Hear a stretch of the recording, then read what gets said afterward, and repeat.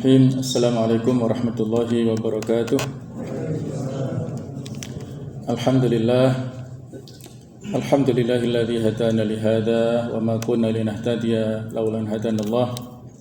Asyhadu an la ilaha illallah wahdahu la syarika lah wa asyhadu anna Muhammadan abduhu wa rasuluhu la nabiyya ba'dah. Allahumma shalli wa sallim ala sayyidina Muhammad wa ala alihi wa ashabihi wa ansarihi wa junudihi wa man sara ala nahjihi ila yaumil qiyamah. Allahumma la sahla illa ma ja'altahu sahla wa anta taj'alul hasana idza syi'ta sahla. Rabbi shrah li sadri wa yassir li amri wa hlul 'uqdatam min lisani yafqahu qawli, amma ba'du. Para jamaah, Bapak Ibu sekalian rahimakumullah. Marilah pada kesempatan ini kita lanjutkan pembahasan tafsir dari Tafsir Al-Munir, yaitu surah Al-Baqarah ayat 261 sampai 264, di mana pada paragraf ini penyusun atau pengarang kitab ini memberikan judul Thawabul Infaq fi Sabilillah wa Adabuhu. Artinya adalah pahala berinfak di jalan Allah serta adab-adabnya. Monggo bagi yang membawa Al-Quran bisa dibuka mulai dari ayat 261 sampai 264. Nanti tafsirnya kita sesuaikan dengan waktunya ya. A'udzubillahi minasyaitonirrajim. Mathalul ladzina yunfiquna amwalahum fi sabilillah kamathali habbatin ambatat sab'a sanabila fi kulli sumbulatin mi'atu habbah. Wallahu yudha'ifu liman yasha' wallahu wasi'un alim.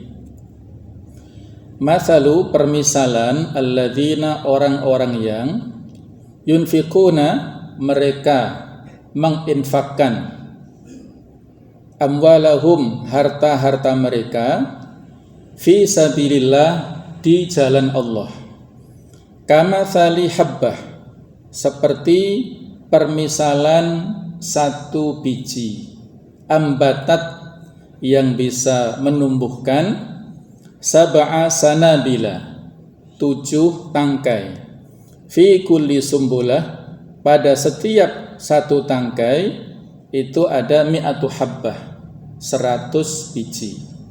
Wallahu dan Allah yudha'ifu melipat gandakan pahala liman yasha' kepada siapapun yang dikehendakinya. Wallahu dan Allah wasi'un alim, maha luas lagi maha mengetahui.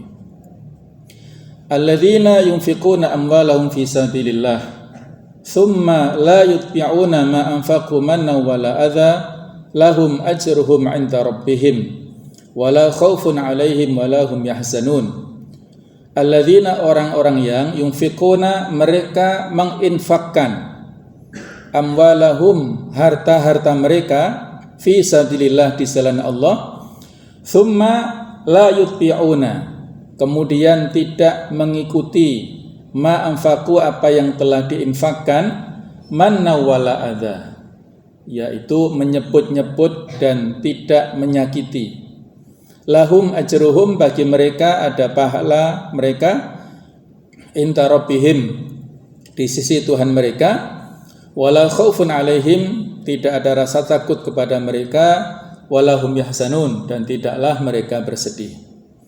Qaulun ma'ruf perkataan yang baik, wa maghfirah serta maaf khairun min shadaqah lebih baik daripada sedekah, yatba'uha adza yang diikuti dengan sesuatu yang menyakitkan. Wallahu ghaniyyun halim dan Allah maha kaya lagi maha santun. Ayat 264. Ya ayyuhalladzina amanu wahai orang-orang yang beriman, la tubtilu janganlah kalian batalkan shadaqatikum sedekah kalian bil manni wal adza dengan menyebut-nyebut dan menyakiti. Kalladzi seperti orang yang yunfiqu malahu menginfakkan hartanya ria'an nas dalam rangka untuk mendapatkan pujian supaya dilihat oleh manusia supaya mendapatkan pujian dari manusia. Jadi dalam rangka riya. Wala yu'minu billahi wal yaumil akhir, dan dia tidak beriman kepada Allah dan hari akhir.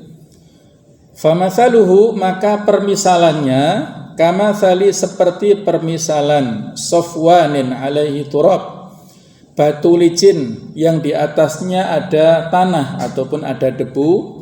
Fa asabahu wabil, maka menimpa kepada batu tersebut yaitu hujan yang lebat.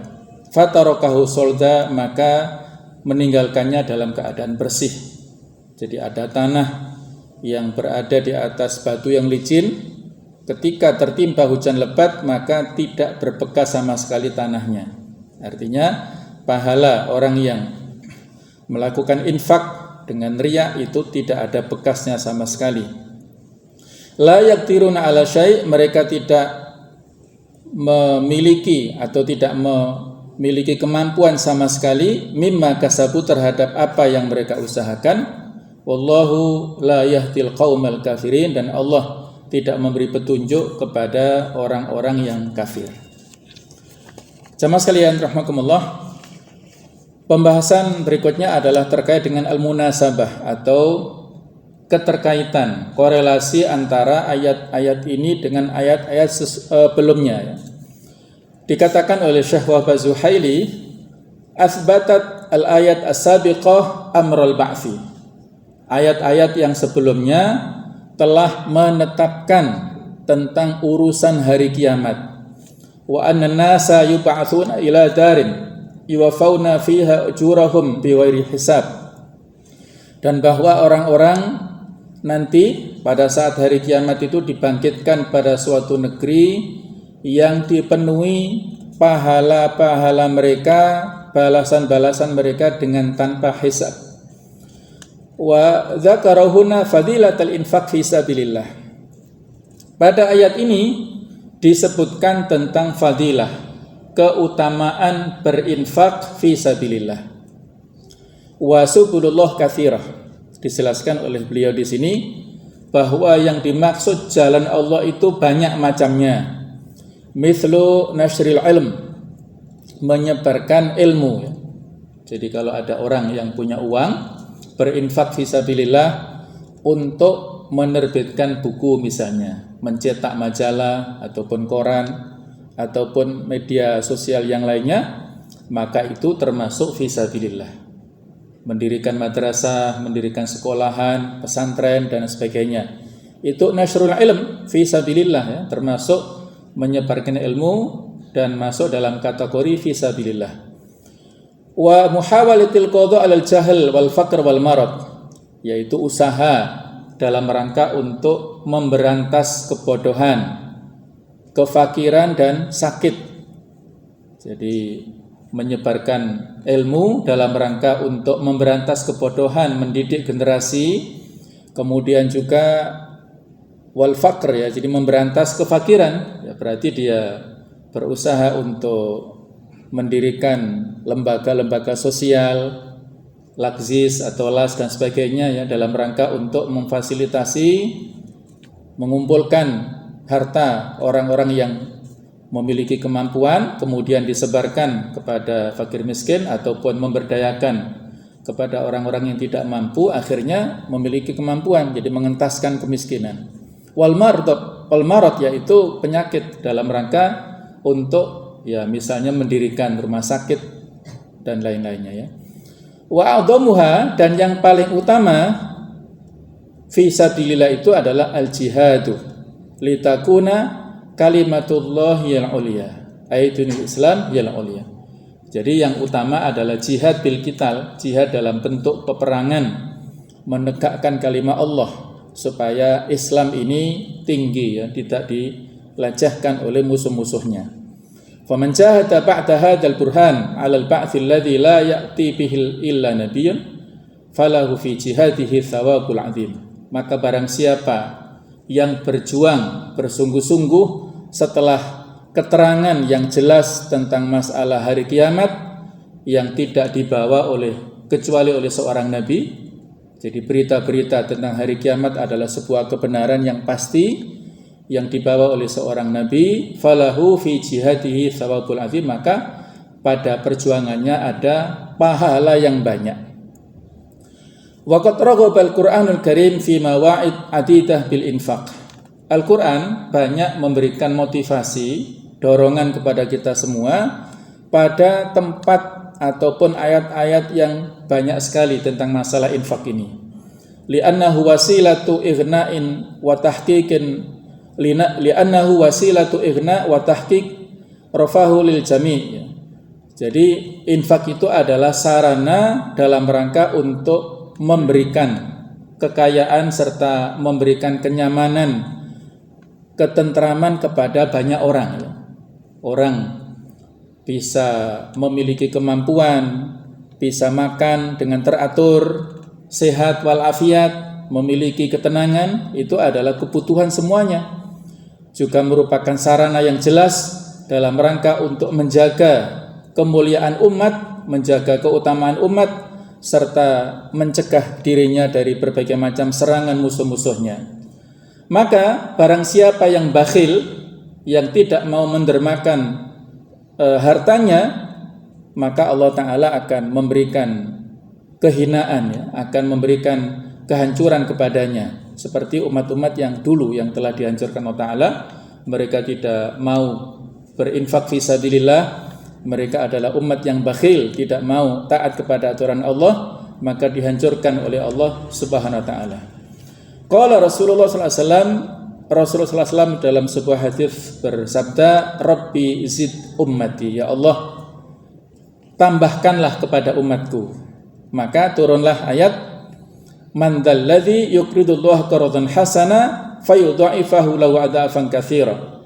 Barang siapa yang memberikan hutang kepada Allah dengan hutang yang baik. Jadi orang yang berinfak di sini dibahasakan hutang, ya, karena dia berarti telah menginvestasikan kepada Allah dan nantinya akan dibalas oleh Allah dengan balasan yang berlipat ganda. Fayudha'ifahu, dilipat gandakan oleh Allah lahu kepadanya ad'afan katsirah, dengan pelipat gandaan yang sangat banyak. Maka Rasul bersabda lagi, Rabbi zid ummati, ya Allah tambahkanlah kepada umatku. Maka turunlah ayat yang lainnya, innama yuwaffas sabiruna ajrahum bighairi hisab. Sesungguhnya Allah akan memenuhi pahala orang-orang yang sabar dengan tanpa hisab, tanpa perhitungan, artinya tidak ada batasnya. Inilah kasih sayang Allah Ta'ala kepada umat Nabi Muhammad SAW. Rasul kita sangat sayang kepada kita, sehingga selalu mendoakan kebaikan kepada kita semuanya, ya. Rabbi zidni ummati, ya Allah tambahkanlah kepada umatku, tambahkanlah pahalanya, tambahkanlah kebaikannya, tambahkanlah keutamaannya. Maka Allah Ta'ala dengan rahman rahimnya memberikan kehormatan, keutamaan yang sangat banyak kepada umat Nabi Muhammad SAW. Berikutnya jemaah sekalian adalah tentang sababun nuzul, ya, ataupun latar belakang turunnya ayat ini. Dalam Al-Quran itu tidak semua ayat memiliki sababun nuzul, ya. Hanya sedikit yang ada sababun nuzulnya, mayoritas tidak ada. Nah, sebagian ayat ada sababun nuzulnya, di antaranya adalah ayat yang kita baca ini. Nazalat fi Utsman ibn Affan wa Abdurrahman ibn Auf. Ayat ini yang telah kita baca, ayat surat Al-Baqarah 261 tadi, adalah diturunkan kaitannya kepada dua orang sahabat mulia, yaitu Utsman bin Affan dan Abdurrahman bin Auf. Amma Abdurrahman ibn Auf fa innahu ja'a ila Nabi sallallahu alaihi wasallam bi 4,000 dirham shadaqah.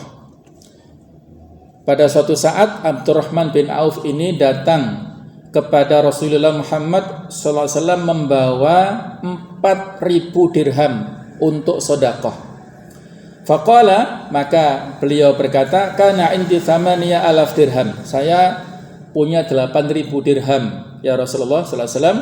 Fa amsaktu minha li nafsi. Aku tahan untuk diriku, wali iyali, dan juga untuk keluargaku 4,000 dirham, 4.000. Jadi separuh, ya, 4.000 dirham untuk keluarganya, wa 4,000 aqradtuha rabbi, dan yang 4.000 aku infakkan untuk Allah Subhanahu wa taala.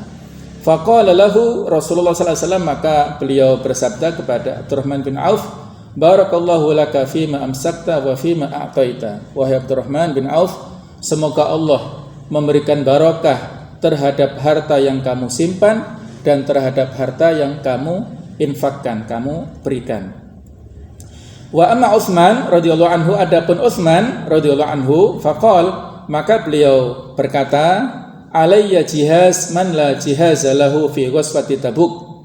Saya menanggung perbekalan orang-orang yang berangkat pada perang Tabuk bagi mereka yang tidak punya bekal.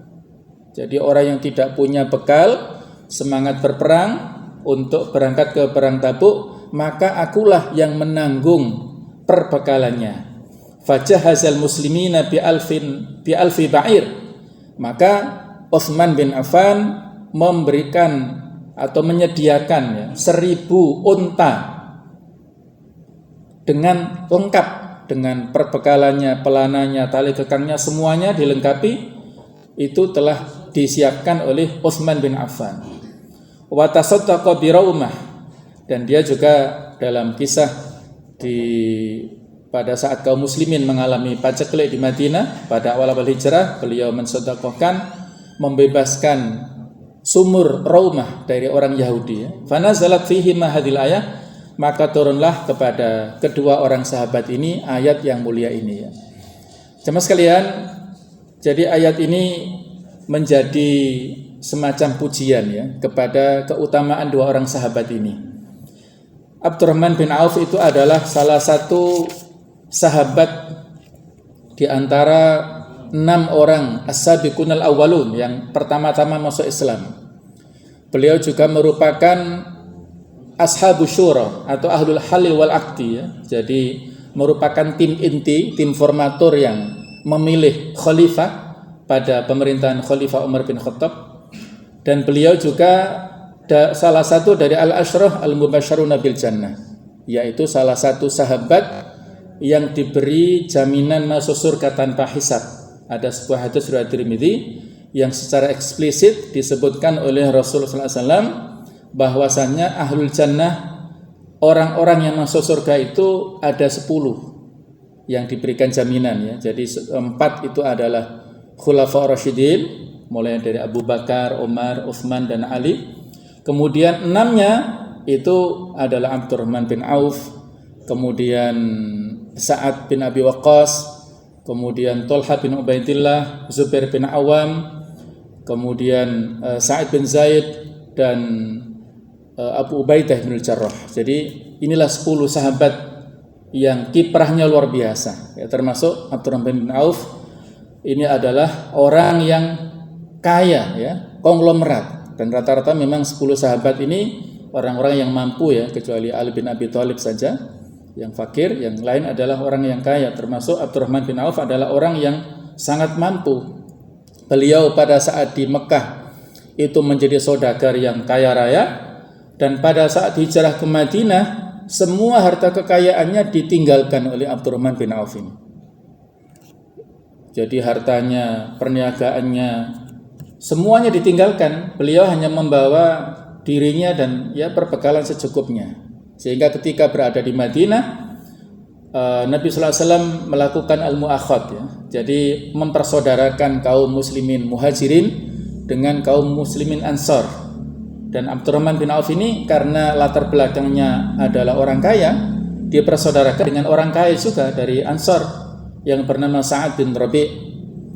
Sa'ad bin Rabi', orang yang kaya di Madinah, mengatakan kepada Abdurrahman, wahai saudaraku Abdurrahman, saya punya harta banyak, silahkan kita bagi 2. Separuh untuk saya, separuh untukmu, silahkan. Saya punya 2 istri, silahkan kamu yang pilih yang paling kamu sukai, saya akan ceraikan. Kalau sudah selesai iddahnya, silahkan kamu nikahi.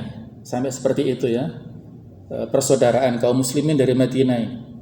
Abdurrahman bin Auf orang yang punya iffah, punya izzah ya, punya harga diri, punya kehormatan, tidak aji mumpung ya. Jadi tidak memanfaatkan kesempatan dalam kesempitan. Dia enggak mau menerima kebaikan Sa'ad bin Rabi'. Dia hanya ingin mengetahui di mana pasar di Madinah ini. saya terima kasih atas kebaikan Anda wahai Sa'ad bin Rabi, tapi saya tidak mau menerima. Tunjukkan saya di mana pasar di Madinah ini. Maka diajaklah ke pasar Bani Qainuqa. Bani Qainuqa ini adalah perkampungan orang Yahudi ya. Disitulah Abdurrahman bin Auf mulai membeli gandum, membeli keperluan, kemudian diperjualbelikan. Ya awalnya tanpa modal ya. Tetapi dengan kelehennya, dan ini adalah memang takdir Allah Ta'ala kepada beliau yang ditakdirkan menjadi orang kaya raya ya, dalam waktu yang sangat sebentar, kurang lebih 6 bulan saja, dia sudah mampu menguasai pasar itu dan tampil dengan sebuah tampilan yang meyakinkan. Jadi sudah menjadi konglomerat lah dalam waktu yang sebentar, 6 bulan saja. Jadi tidak heran kalau tampilannya Abdurrahman ini luar biasa. Dia tampilan dirinya memiliki atau memakai selendang yang mahal ya.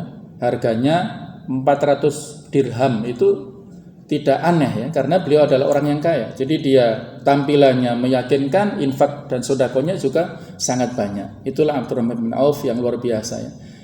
Nah, teman sekalian, pada suatu saat Rasulullah SAW ini pernah berkata kepada Abdurrahman bin Auf, perkataan yang menjadi motivasi Abdurrahman bin Auf ya. Dia tersengat dengan perkataan itu dan dia akhirnya memiliki azam, kemauan yang kuat untuk infak sedekah sebanyak-banyaknya.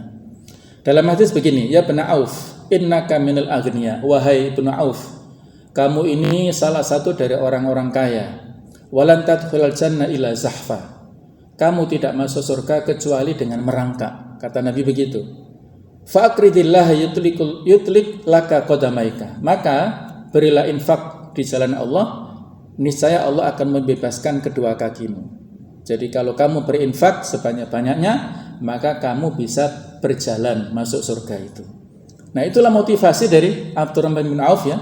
Jadi akhirnya Jibril memberikan informasi lewat Nabi sallallahu alaihi wasallam, memerintahkan kepada Abdurrahman bin Auf untuk menjamu orang-orang miskin ya, memberikan jamuan kepada para tamu, menginfakkan hartanya sebanyak-banyaknya kepada fakir miskin, kepada orang yang mengemis, kemudian mendahulukan keluarganya dulu ya, setelah keluarganya beres baru kemudian beliau menginfakkan fisabilillah. Fa innahu idza fa'ala dzalika kana taskiyata ma huwa fihi, kata Jibril kepada Nabi sallallahu alaihi wasallam, kalau dia Abdurrahman bin Auf sudah melakukan itu, maka itu adalah bisa membersihkan hartanya. Sehingga sering Abdurrahman bin Auf itu pada saat tawaf ya di sekitar Baitullah, di sekitar Ka'bah, di antara doanya Abdurrahman bin Auf itu adalah Allahumma qini syuha nafsi waj'alni minal muflihin. Ya Allah, jauhkanlah aku dari kebakhilan diriku dan jadikanlah aku termasuk orang-orang yang beruntung. Ini beliau mengambil inspirasi dari surat At-Taghabun ayat yang ke-16, yang mana Allah Ta'ala berfirman, famayuqa syuha nafsi, barang siapa yang mampu untuk menghindarkan dirinya dari bakhil, maka faulaika humul muflihun, mereka itulah orang-orang yang beruntung, yang mendapatkan kesuksesan. Jadi itu yang memberi motivasi kepada Abdurrahman bin Auf. Akhirnya beliau luar biasa sedekahnya. Beliau pernah membeli tanah di Madinah seharga 40.000 dinar ya. Jadi perbandingan antara dirham dan dinar ini para ulama beda pendapat ya. Tapi di antara pendapat adalah 1 dinar itu sama dengan 10 dirham. Ada pendapat mengatakan begitu, ada mengatakan 12 bahkan 15 ya.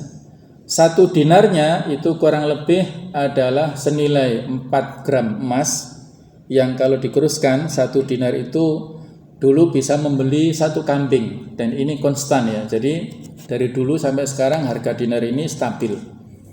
Jadi 4 dirham emas ya kurang lebih minimal 2 juta lah. Jadi 1 dinar itu kurang lebih adalah 2 juta ya, kalau dirupiahkan lah kurang lebih seperti itu. Jadi kalau 1 dirham berarti ya dibagi 10 berarti 200-an ya, 200 ribuan ya. Jadi 40.000 dinar itu diinfakkan untuk membeli tanah di Madinah, setelah dibeli dibagi-bagikan kepada para fuqara, para masakin termasuk ummahatul mukminin mendapatkan bagian tanah yang ada di Madinah itu. Kemudian pada saat Madinah mengalami paceklik, kemarau panjang dan orang-orang susah makan, ada 700 onta kafilah dagang Abdurrahman bin Auf yang pulang dari Syam membawa perbekalan yang sangat banyak, ada gandum, ada kismis, ada kurma dan macam-macam ya. Di situ terjadi kegaduhan, penduduk Madinah sampai gaduh ya, heboh lah gitu ya. Ada apa? Ternyata suara kafilah dagangnya Abdurrahman bin Auf. Maka ini sampai ke telinga Ummul Mukminin Aisyah radhiyallahu anha. Aisyah menyampaikan hadis yang sudah kita bacakan tadi, wahai Abdurrahman, bahwa kamu masuk surga nanti dengan merangkak. Nah, maka Abdurrahman bin Auf minta kesaksian, wahai ibuku ya. Jadi beliau memanggil Aisyah dengan sebutan ummi ya. Jadi karena ummahatul mukminin berarti istri-istri Nabi itu adalah ibu kita, ibu kaum muslimin. Panggilannya begitu. Kenapa? Karena mereka adalah seperti ibu kita.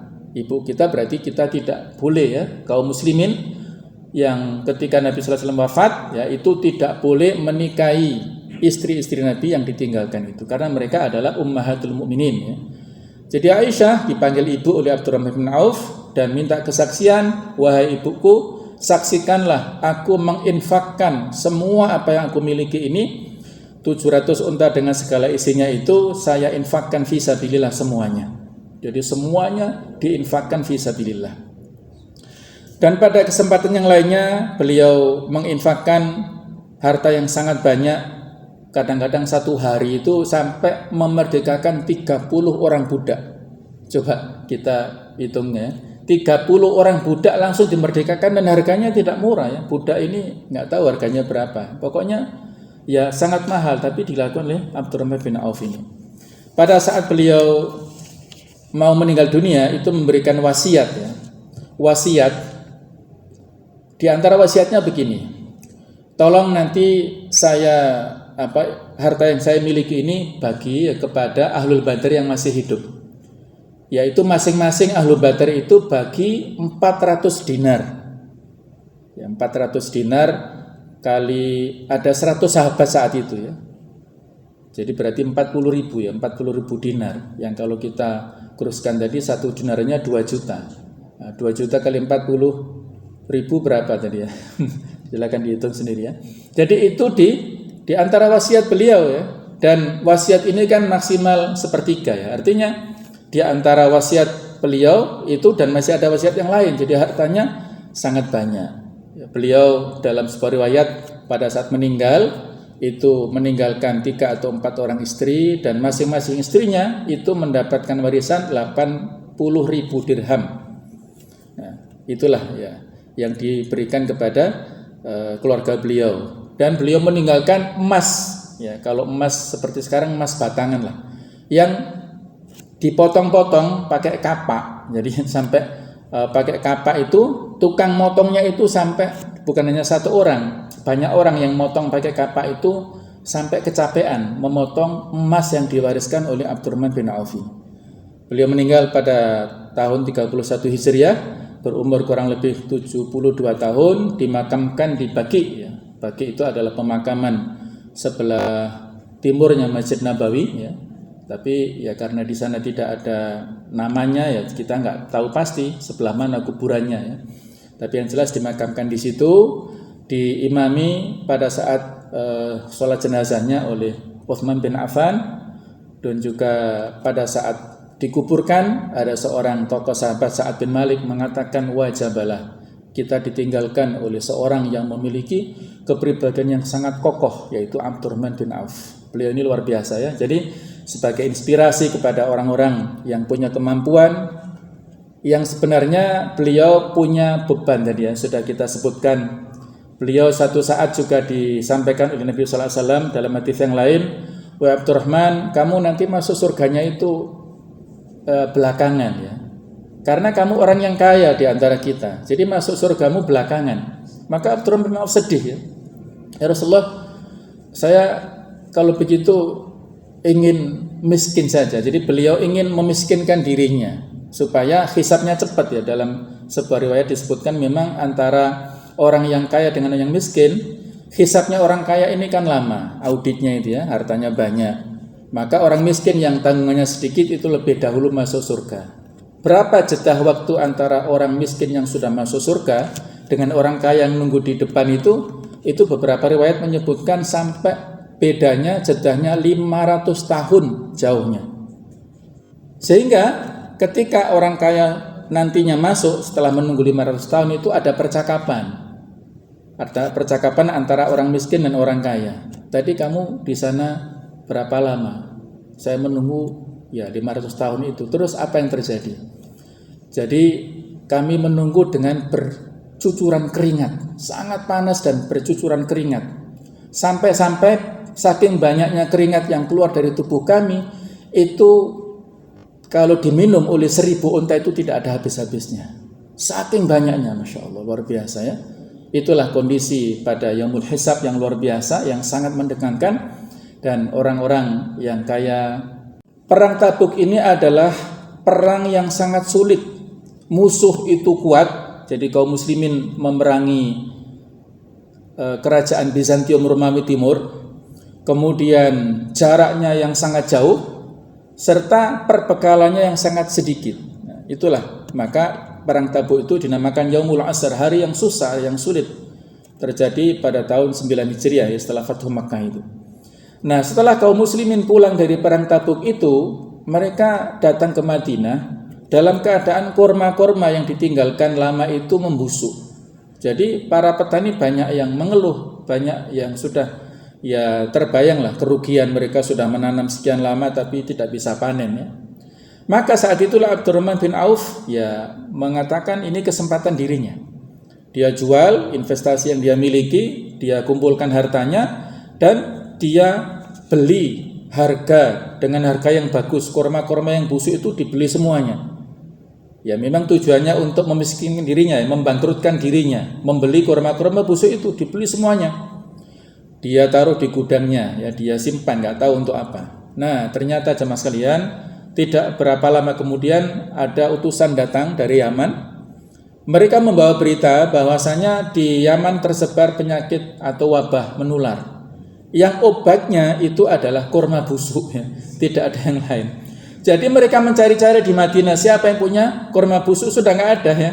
Mereka mengatakan kurma kami sudah dibeli oleh Abdurrahman bin Auf itu, datangi saja dia. Maka mereka datang kepada Abdurrahman bin Auf ya, nego-nego dan akhirnya kurma busuknya dibeli semuanya dengan harga 10 kali lipat, Masya Allah ya.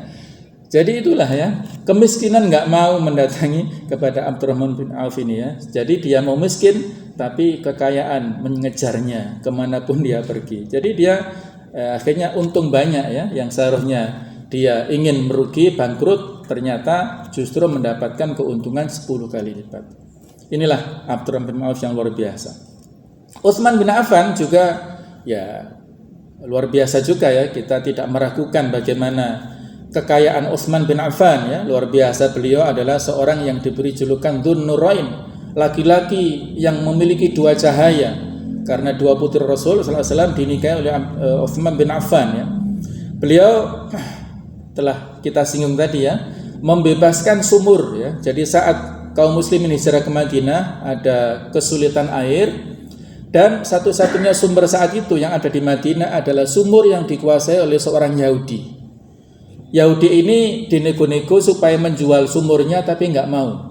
Akhirnya dinego supaya menjual separuh saja. Jadi dinego separuh hari untuk Yahudi, hari berikutnya untuk Utsman. Akhirnya dia mau menjual dengan harga yang tidak murah. Dijual kurang lebih harganya 12.000 dirham. Maka dibeli oleh Utsman bin Affan, cash dibeli 12.000 dirham. Maka pada saat gilirannya Utsman bin Affan itu kaum muslimin diberikan kebebasan untuk mengambil sebanyak-banyaknya. Jadi mereka membawa timba yang besar untuk keperluan 1 dan 2 hari itu. Sehingga pada saat giliran orang Yahudi ini sepi ya, tidak ada satupun yang membeli ya, karena orang Yahudi ini menjual dengan harga yang mahal.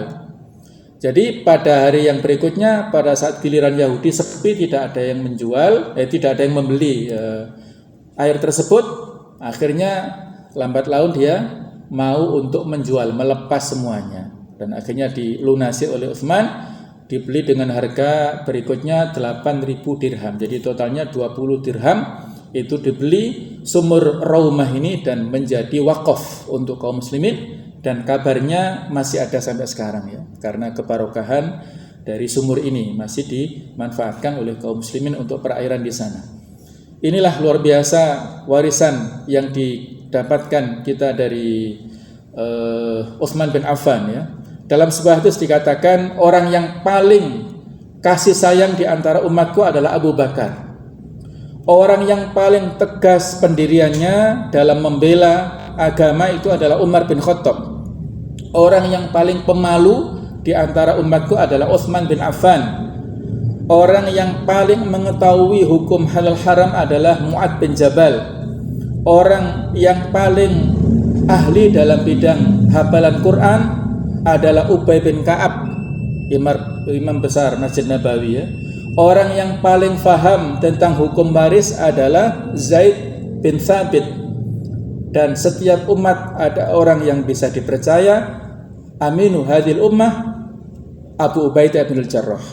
Jadi setiap umat itu ada orang yang bisa dipercaya. Yang paling dipercaya di antara umatku adalah Abu Ubaidah bin Al-Jarrah, yang tadi kita sebutkan salah satu dari 10 sahabat yang dijamin masuk surga tanpa hisab.